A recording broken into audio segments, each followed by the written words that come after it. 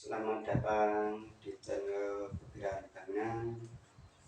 Saya akan menyampaikan cara membuat sepiteng. Cara bikin sepiteng yaitu ada teknisnya. Bagaimana supaya sepiteng itu lebih awet atau tidak cepat penuh? Yaitu dengan langkah yang pertama, yaitu di sini akan saya jelaskan ya. Langkah pertama itu siapkan galian. Nah, ini galian seperti ini. Ini bagian galian. Nah, galian seperti ini harus pasang bata. Ini bata, ya. Ini bata merah atau hedel, itu sama saja. Ini batanya ini. Ini juga bata. Nah, lalu pasangannya ini diplester dan diaci. Ya, diplester dan diaci, jangan lupa ya. Nah, di sini dikasih galian lagi, itu untuk rebesan, untuk pembuangan airnya. Sini. Jadi nggak usah besar-besar, nggak usah dalam-dalam. Yaitu lebarnya cukup 1,5 meter dan panjang 1,5 meter dan tinggi juga 1,5 meter. Nah, jadi ketinggian ini ya, ketinggian ini 150 cm. Nah, panjangnya juga 150 cm. Jadi 150 meter kedalaman, 1,5 meter ketinggian, dan 1,5 meter panjangnya. Nah, di sini ada pralon ya. Caranya pralonnya itu di sini. Nah, misalnya ini pralon dari sepiteng ini, dari kloset. Ini kloset. Nah, ini klosetnya. Ini kloset. Ini kloset. Ya, ini pralonnya. Itu pralon untuk masuk kotorannya ke sini. Nah, di sini lalu diberi pralon lagi. Ya, ini pralon. Nah, pralonnya. Pralon. Nah, pralon. Nah, pralonnya ini itu lebih rendah daripada yang sini. Karena ini dari kloset, itu harus lebih tinggi ya. Yang ini itu lebih rendah daripada yang sini. Nah, yang sini itu dikasih yaitu batu apung atau puing-puing di daerah sini. Kalau ada batu apung, kalau nggak ada ya puing-puing atau patah-patahan genteng di sini. Tapi yang paling bawah di sini itu harus dikasih pasir supaya tanahnya itu tidak mengeras. Itu dikasih pasir sini. Nah, sini pasir. Lalu di sini di pralon ini harus dikasih lubang. Itu dikasih lubang begini. Nah, lubang ini, cara bolongnya lubangnya ini boleh pakai itu apa? Gergaji atau dibelah-belah begini. Dibelah-belah begini, boleh pakai pahat atau pakai bor. Ini dibor aja ini, yang biar gampang dibor. Jadi biar ada air untuk keluar. Nah, sini yang pralon ujungnya sini harus dikasih injuk. Nah, ini dibungkus pakai injuk. Tujuannya, fungsinya injuk ini itu supaya tidak menutup lubang-lubang pralon yang tadinya di lubang kecil-kecil tadi atau di gergaji tadi. Ini harus dibungkus pakai injuk.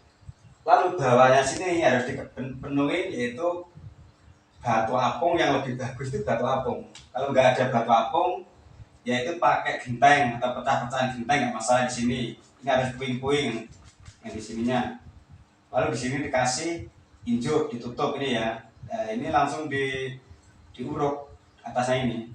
Nah, setelah itu yang pasangan bata ini harus diplester, dalamnya ini diplester, dan juga bawahnya ini dipelur, diplester, diaci. Jangan sampai ada yang rembes pasangan ini. Karena apa? Karena airnya supaya nggak kering. Jadi airnya supaya nggak kering. Kalau airnya nggak kering, airnya itu yaitu menghancurkan kotor-kotoran dari manusia. Jadi kotor-kotoran manusia yang dari proses ini masuk ke sini, lalu ke sepiteng. Di sini kan ada air di sini, ini penuh air, sepitengnya harus penuh air ini. Makanya harus diplester, diaci, jangan sampai bocor. Jadi ini airnya tetap supaya ada, karena untuk menghancurkan kotoran itu tadi. Nah, kotoran tadi kalau udah hancur, halus jadi air, nanti keluarnya lewat sini. Nah, lewat sini. Peralon yang pembuangan ke rembesan ini namanya rembesan. Jadi ini rembesan yang saya jelasin. Ini rembesan. Rembesan.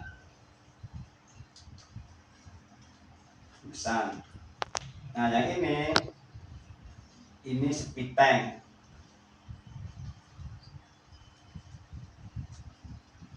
Sepitengnya.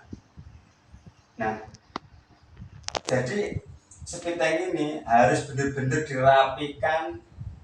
Saya jelaskan ulang-ulang ya, harus dirapikan, diplester, diaci, jangan sampai bocor. Jadi airnya supaya penuh terus. Jadi kalau airnya penuh, itu menghancurkan kotor-kotoran, menghancurkan kotoran dari proses ini. Jadi kalau airnya itu penuh, kalau kotorannya itu hancur, lalu masuk ke rembesan sini. Jadi rembesan ini jangan sampai diuruk pakai tanah, ya. Harus diisi pakai puing atau yang paling bagus batu apung. Harus diberikan batu apung. Jadi setelah batu apung, peralon yang pembuangan ini harus dikasih injuk, dibungkus sama injuk. Jadi peralonnya untuk pembuangan dibungkus pakai injuk, ya. Udah jelas kan? Dibungkus pakai injuk. Tapi masang peralon untuk ke buangan rembesan ini harus di bawah lebih rendah daripada peralon yang dari kloset. Jadi jaraknya itu harus lebih rendah ini tempatnya ini tuh. Nah, ini peralon dari untuk pembuangan ke rembesan. Yang ini peralon untuk masuk ke sepiteng.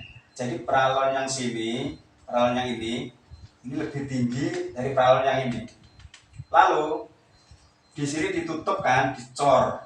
Nah, ini tutup dipakai, harus dikasih tulang, dikasih besi. Nah, lalu di sini harus dikasih yaitu pengeluaran udara. Nah, ini peralon untuk udara ini. Nah, ini dikasih peralon untuk pembuangan udara. Yang ini. Yang sini harus juga dikasih bak kontrol juga. Ada yang nyebut namanya bak kontrol, ada yang nyebut namanya minhul. Ini harus untuk mengecek udah penuh atau belumnya. Ini bak kontrolnya. Nah, ini bak kontrol. Kontrol ini ya. Yang ini bak kontrol. Yang ini bak kontrol, harus jelas, harus teliti ya. Lalu di sini ditutup pakai tanah. Karena apa? Karena di bawah tanah ini paralonnya udah dibungkus dengan injuk. Nah, di sini tadi yaitu batu apung atau puing-puing. Yang lebih bagus itu batu apung. Sudah jelas ya? Sudah saya jelaskan berulang-ulang. Jangan sampai lupa di subscribe dan di like, dan silahkan komen. Bila ada yang kurang jelas, silahkan komen. Insya Allah saya siap menjelaskan.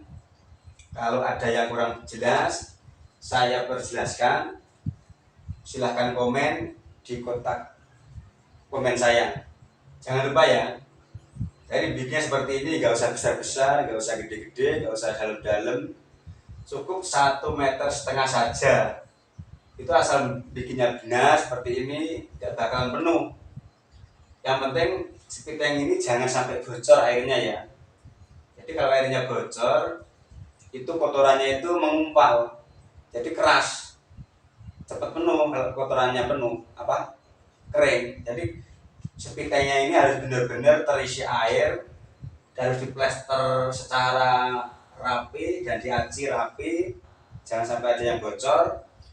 Airnya tetap menggenang, tetap penuh airnya supaya untuk menghancurkan kotoran. Nanti kotoran itu kalau udah hancur pasti jadi air, ikut lari ke sini sama air, masuk ke rebesan sini.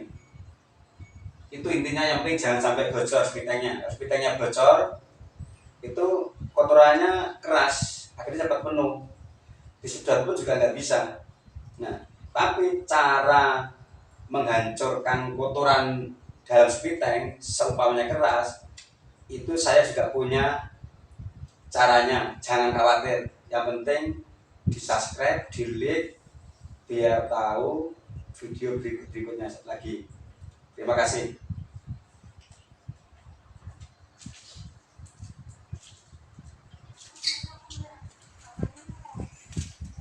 Traveling.